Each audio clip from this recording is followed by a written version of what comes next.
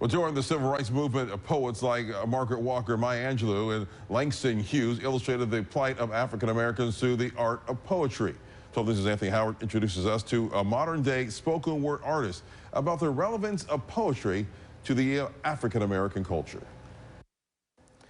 Poets influenced by the civil rights movement used their words to promote pride in one's identity, honor those who fought and died for freedom, expressed resistance to oppression, encouraged strength, and shared wisdom during a dark time in American history. For some, the fight for equality still exists today, and these present-day poets illustrate that struggle through the art of spoken word.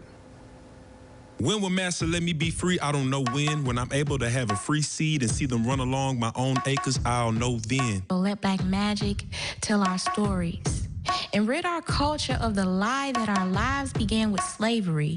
We are descendants of Mary's baby. Poetry is an expression of a moment in rhyme, stories told throughout history that will stand the test of time. This may be instruction, this might be encouragement, this might be a way to communicate joy. This might be a way, just something black folks can take and teach our babies.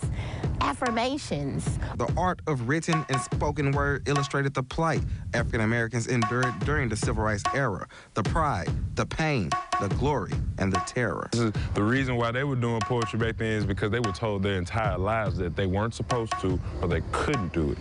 And then after freedom was given to them, most of them went off to become preachers for the religion they were taught. Most of them became school teachers for the English and whatever they were taught.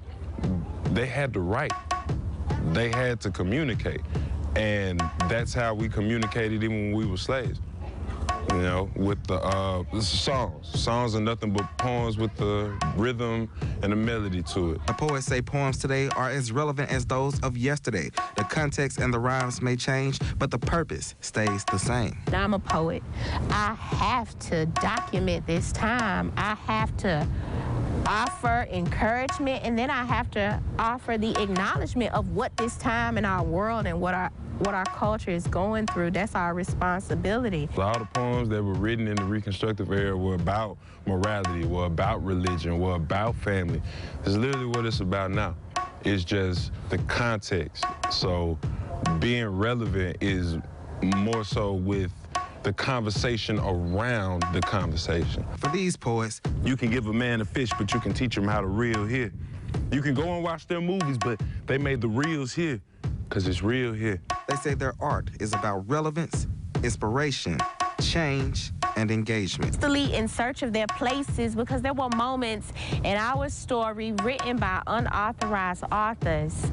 They came and altered our altars. Change isn't supposed to only happen with us. It's supposed to happen with everybody. I feel like when everyone holds themselves accountable for the goods and the bads, we can navigate the goods and the bads together.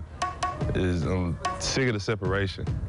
It's separation in us that I want to try to combat, and that's why I do what I do. Amanda Gorman performed poetry at the inauguration. Maya Angelou was the last person to do that, but in 2022, for culture to recognize how significant these words can be, how significant this poetry can be to this moment in history, really just says a lot about the timelessness and the value of poetry. People try to make their life and get killed here, and they're still here. Even with the troubles we still fear, if you can see and feel the wound, you can heal here. We are the story, black magic, you and me. The two pieces featured in this story are Black Magic Talk by Amanda Ferge and The Ones Who Stayed by Donovan Mastodon Barner, inspired by the Great Migration. The artist-filled poetry is used to romanticize the glory and sorrows of history, black history, and American history.